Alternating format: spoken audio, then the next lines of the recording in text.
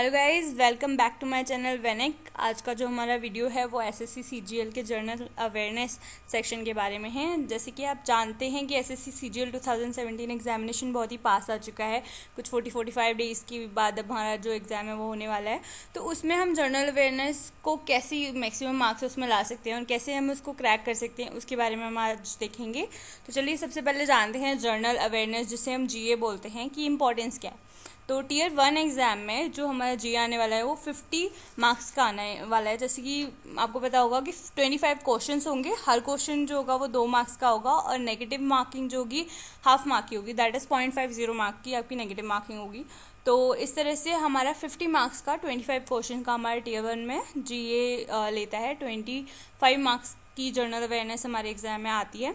और उसके बाद आपको बता दें कि जैसे कि आप कई लोग ऐसे करते थे पहले 2015 तक कि जर्नल अवेयरनेस को इग्नोर कर दिया करते थे, और जब 200 क्वेश्चन आते थे तो मैथ्स और इंग्लिश और रीजनिंग के बल पे वो लोग अपना प्री एग्ज़ाम जो टीयर 1 एग्ज़ाम है वो क्रैक कर दिया करते थे। तो अब वो नहीं हो पाएगा, बिकॉज अगर आप मैक्सिमम अगर तीनों सेक्शन में 150 मार्क्स का होगा, 75 क्वेश्चन होंगे, तो अगर आप तीनों सेक्शंस को मिला के भी एट मैक्स अगर आप 130 मार्क्स भी लाते हैं तो भी आप उसकी कट ऑफ क्लियर नहीं कर पाएंगे।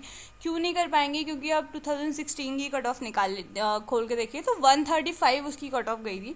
तो ये एकदम इम्पॉसिबल हो चुका है टीयर 1 क्लियर करना अगर आप जीए को इग्नोर करते हो। तो आपको जीए जो है जनरल अवेयरनेस ज़रूर पढ़ना है, अच्छे से प्रेप करना है उसके लिए, तभी आपका टीयर 1 एग्ज़ाम जो है वो क्लियर हो पाएगा। दूसरा मैंने बोला but not the decider, it's not the decider. जैसे कि आपको पता है कि जीए हमारा ओनली टीयर 1 में आएगा, टीयर 2 में नहीं आएगा। तो जो ओवरऑल जो मार्क्स आने वाले हैं आपके पूरा एसएससी सीजीएल के कंबाइंड जो मार्क्स आएंगे उसमें इसका इतना कोई मेजर जो है रोल नहीं है। बट हाँ, टीयर 1 में इसका बहुत ही मेजर रोल है, एसेंशियल क्राइटेरिया है, बहुत ही क्रूशियल रोल है।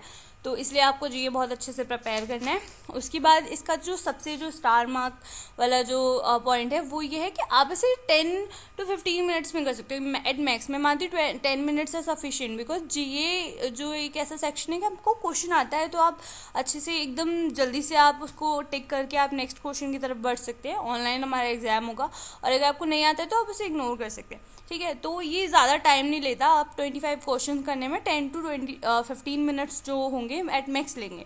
तो इस बार जो एसएससी सीजीएल 2017 है उसमें आपका टाइम जो है बहुत ही क्रूशियल हो चुका है। बिकॉज पिछली बार था कि 100 क्वेश्चन थे, 75 मिनट्स आपको टाइम दिया जाता था, पर इस बार आपको 100 क्वेश्चंस के लिए ओनली 60 मिनट्स का टाइम ही दिया जाएगा। जो 60 मिनट्स में आपको चारों सेक्शन करने हैं, 100 क्वेश्चंस करने हैं, जिसमें मैथ और रीजनिंग मैं मानती हूँ कि काफ़ी टाइम टेकिंग होता है। तो उनके लिए आप जो जीए में से जो जीए है जनरल अवेयरनेस में जो टाइम बचाएंगे वो आप उन सेक्शंस में लगा सकते हैं, ठीक है। तो इसलिए आपको ये जो भी आपकी जो कट ऑफ होगी ना उसमें बहुत ही इंपॉर्टेंट रोल होगा, बिकॉज अब कम टाइम में ज़्यादा मार्क्स, आप 40 तक मार्क्स आपके आ सकते हैं। तो आप इजीली कट ऑफ भी अच्छी कर सकते हैं, आपकी रैंक भी अच्छी आएगी एग्ज़ाम में, आपके मार्क्स अच्छे आएंगे टीयर 1 में।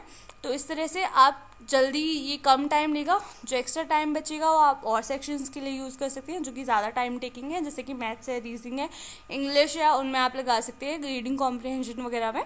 तो इसलिए आपको ये सेक्शन किसी भी हालत में इग्नोर नहीं करना है, इसके लिए अच्छे से प्रिपेयर करना है, ठीक है। नेक्स्ट हम चलते हैं कि what is a good score. अब कोई बोलेगा कि जीएस जनरल अवेयरनेस जो है, जनरल साइंस, जीके, जीएस जो भी हम बोलते हैं, उसमें अच्छा स्कोर क्या होगा, कितने मार्क्स आने चाहिए। तो सबसे पहले मैं बता दूं कि जीएस में, जीए में कोई भी श्योर नहीं हो सकता। मैक्सिमम नंबर ऑफ स्टूडेंट्स हैं वो ये नहीं कह सकते, रिलायबल नहीं है कि मेरे इतने मार्क्स आ जाएंगे, मेरे 25 आ जाएंगे या 30 ले आऊँगा या 40 या 50, ऐसा नहीं हो सकता। आप ऐसे प्रिडिक्ट नहीं कर सकते जैसे कि आप इंग्लिश मैथ्स में कर सकते हैं, इसमें प्रिडिक्ट नहीं कर सकते कि आप जनरल अवेयरनेस में कितने मार्क्स ला सकते हैं। तो अगर मैं कहूँगी कि आपको मिनिमम 25 से, जो कहते हैं कि 25 से 30 मार्क्स लाने ही हैं, 25 से 30 मार्क्स लाने के लिए आपको कितने question out of 25 question attempt करने होंगे? आपको 12 से 15 क्वेश्चन मिनिमम आपको अटैम्प्ट करने ही हैं जीएस में, जिससे कि आप टीयर 1 की कट ऑफ क्लियर कर सकें, ठीक है। तो आपको 12 से 15 क्वेश्चन अटैम्प्ट करने, जिससे आपके 25 से 30 या 24 से 30 कह सकते हैं मार्क्स आपके आएंगे। वो मिनिमम और एसेंशियल क्राइटेरिया है। फिर उसके बाद अगर गुड स्कोर की बात करें तो हाँ, 30+ और 40 अगर आपके आते हैं तो आपका बहुत ही अच्छा स्कोर है।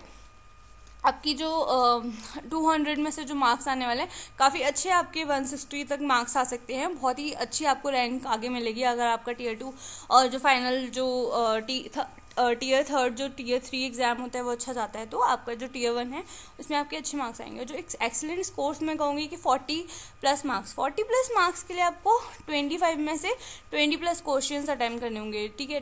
20 क्वेश्चन 40 मार्क्स के हुए, तो 40+ लाने के लिए आपको 25 में से 20+ क्वेश्चन अटैम्प्ट करने होंगे, ठीक है। तो अगर आपका GA जो है बहुत ही स्ट्रॉन्ग है तो आपको मार्क्स के लिए बहुत ही अच्छा एक कहते हैं कि एक्सेलरेशन मिलेगा, आपके बहुत ही अच्छे मार्क्स आएंगे। उसके साथ अगर आपका मैथ्स, रीजनिंग और जो इंग्लिश का जो सेक्शन है वो भी अच्छा होना चाहिए। ओनली GS और GK के दम पे आप नहीं निकाल सकते टीयर 1। ये सब चारों ही सेक्शन आपको अच्छे होने चाहिए और उसके साथ फिर आपको मिनिमम 30 मार्क्स या 25 मार्क्स लाने होंगे, तभी आप टीयर 1 की कट ऑफ क्लियर कर पाएंगे। फिर उसके बाद नेक्स्ट बढ़ते प्लानिंग हमारी क्या रहेगी, जैसे कि हमारा जो जनरल अवेयरनेस का सेक्शन है उसमें सबसे अच्छे हमारे मार्क्स आ सके, तो इसमें सबसे पहले ये कि command not a 1 day affair, ठीक है। तो आप एक दिन में जर्नल अवेयरनेस पे कमांड नहीं कर सकते, बहुत ही वाइड इसका सिलेबस होता है, बहुत ही सारे टॉपिक्स आते हैं। मेनली जो कहेंगे जर्नल अवेयरनेस में आपका geography, polity, history, economics, physics, chemistry, biology, computer, ये जो इम्पॉर्टेंट टॉपिक्स हैं ये होते हैं, ठीक है। स्टैटिक GK भी आती है, उसके बाद करेंट अफेयर्स भी आते हैं। तो ये सारे आप एक दिन में नहीं कर सकते, आपको बहुत ही टाइम देना पड़ेगा।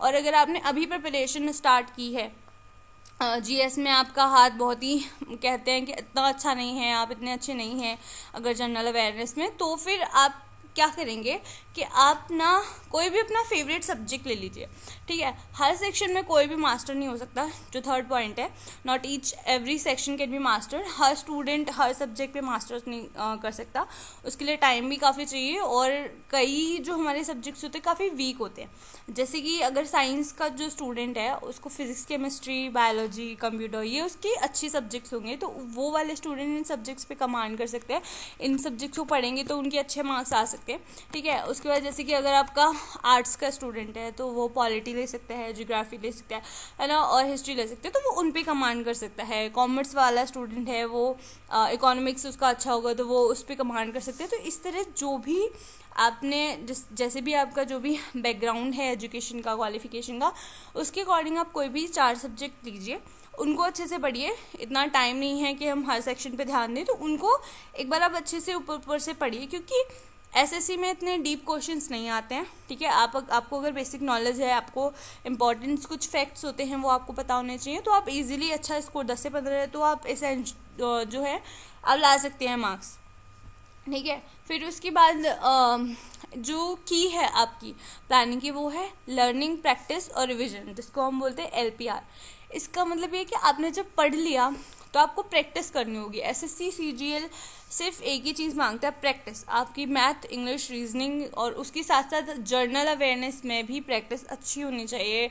आपने जो पढ़ा है आपको उसको रिवीजन करना है। हम लोग इग्नोर कर देते हैं जनरल अवेयरनेस को, बट नहीं, आपको इसमें भी आपको प्रीवियस प्रैक्टिस जो सेट्स हैं, प्रीवियस ईयर्स के जो क्वेश्चन पेपर्स हैं वो लगाने हैं, जिससे आपको क्या फ़ायदा होगा, इससे आपको QTB मिलेगा। QTB क्या होता है? Question time benefit. जब अगर आप प्रैक्टिस टेस्ट लगाएंगे, आप जब प्रीवियस ईयर्स के क्वेश्चन पेपर देखेंगे तो आपको पता चलेगा कि इस सब्जेक्ट में से इस टाइप के क्वेश्चंस आते हैं, इस सब्जेक्ट में से इस टाइप के क्वेश्चंस आते हैं, तो आप और इजीली 5 और क्वेश्चन कर पाओगे, ठीक है। आपका मार्क्स जो है वो और इम्प्रूव होंगे।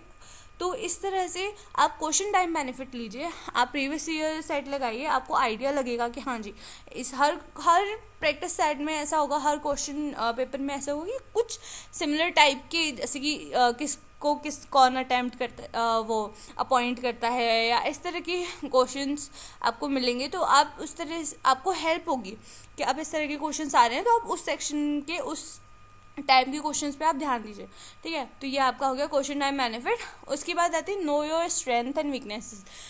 टाइम बहुत कम बचा है, 1 मंथ और कह सकते हैं 40-45 डेज बचे हैं, तो उसके लिए आपको सबसे ज़्यादा और सेक्शंस पे, जो आपके वीक सेक्शंस हैं उन पे ध्यान देने की बजाय आपके जो स्ट्रॉन्ग सेक्शंस हैं, जो अगर आप साइंस के स्टूडेंट हैं तो आपको पता है कि आपका ये फिजिक्स, बायोलॉजी, केमिस्ट्री आपका पढ़ा हुआ है, तो आप उसको जल्दी से कवर अप कर सकते हैं, जल्दी से अपने 10 क्वेश्चंस बना सकते हैं, तो आप उस पर पहले ध्यान दीजिए। ठीक है, फिर उसके बाद आता है कि स्टैटिक जीके वाला पार्ट। ठीक है, अगर आप ल्यूसेंट उठाएंगे या कोई भी ऐसी बुक उठाएंगे तो आपको पीछे मिल जाएंगे ऐसे स्टैटिक जीके वाले क्वेश्चन मिलेंगे जो कभी चेंज नहीं होते।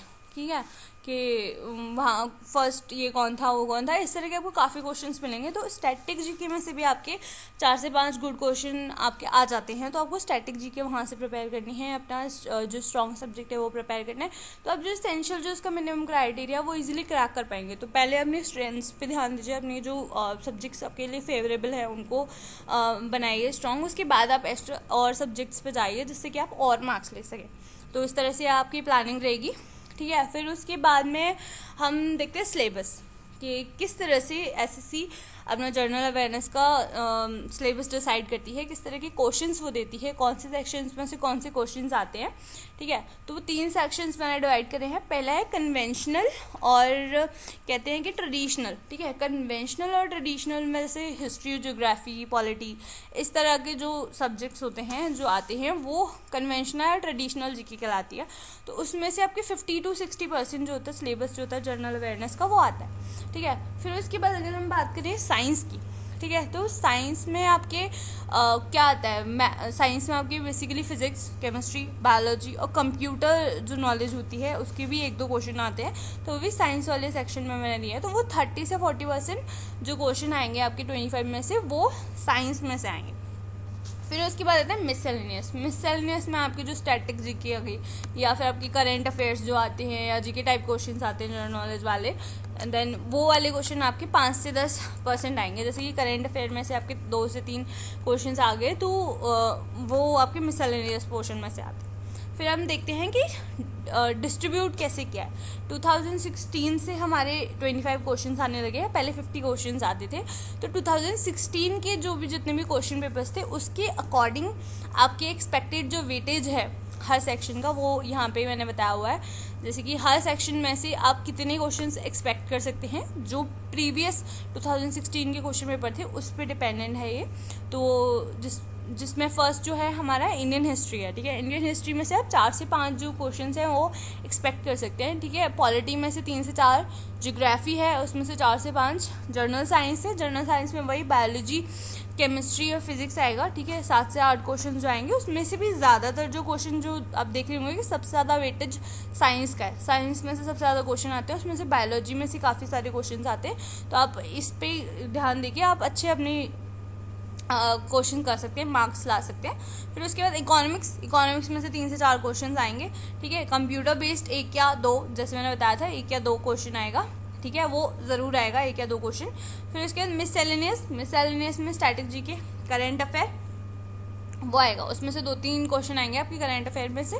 तो इस तरह से आपके हर सेक्शन में से कितने क्वेश्चंस आए थे और कितने क्वेश्चंस आ सकते हैं, ठीक है, एक्सपेक्टेड, वो मैंने आपको यहाँ बताया है। इसके अकॉर्डिंग आप अपना प्रिपरेशन कीजिए और उन सेक्शंस को पे ध्यान दीजिए जो आपके वीक हैं या जो आपके स्ट्रॉन्ग हैं, और उस तरह से कितने क्वेश्चंस आ रहे हैं और उतना आप स्टडी कीजिए ज़्यादा। ठीक है, फिर आप बढ़ते हैं बुक लिस्ट की तरफ कि आप प्रिपेयर कहाँ से करेंगे। आपको पता तो चल गया कि आप प्रिपेयर करना है, पर प्रिपेयर कहाँ से करेंगे। लोग बोल देंगे एनसीईआरटी की जो बुक आती है वो आप पढ़ो। मैं नहीं कहती कि आप 30 से 45 डेज़ में एनसीईआरटी की बुक्स लेके आप 6 से लेके 9th या जो भी बुक्स वो बताते हैं वो आप पढ़ पाओगे।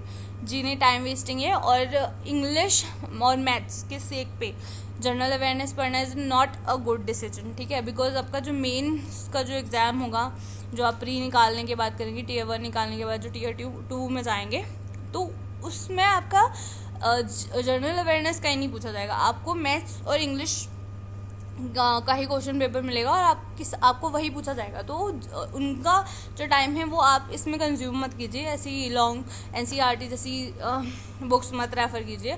ल्यूसेंट जनरल नॉलेज की बुक आती है, वो भी काफ़ी डीप है, आपको उसे थॉरली मतलब ऊपर से पढ़ना है। जैसे जो उसके फैक्ट्स हैं जो हर टॉपिक में से वो आपको निकालने हैं, और जो आपका जो था जो आप प्रीवियस पेपर्स में से देखने वाले थे कि क्वेश्चंस किस टाइप के आ रहे हैं, उसके बेस पे आप पढ़ें, ठीक है। ये भी काफ़ी वो है। अरिहंत पब्लिकेशन की बुक्स भी काफ़ी अच्छी हैं, वो इतनी ट्यूशन जितनी डीप नहीं है, तो आप वो भी रेफ़र कर सकते हैं। उसके बाद जो हिंदी मीडियम के जो स्टूडेंट्स हैं उनके लिए एक टारगेट टाइम्स नाम की बुक और मैगज़ीन आती है, ठीक है, वो आप पढ़िए, ठीक है। पतली बुक है, अच्छा है, पढ़ने में अच्छा लगेगा, तो आप वो पढ़ेंगे और वो हिंदी मीडियम के लिए काफ़ी अच्छी है, ठीक है। इतनी कुछ लेंदी नहीं है, ठीक है, जो आप ख़त्म ना कर सकें, आप इजीली जल्दी से ख़त्म कर पाएंगे।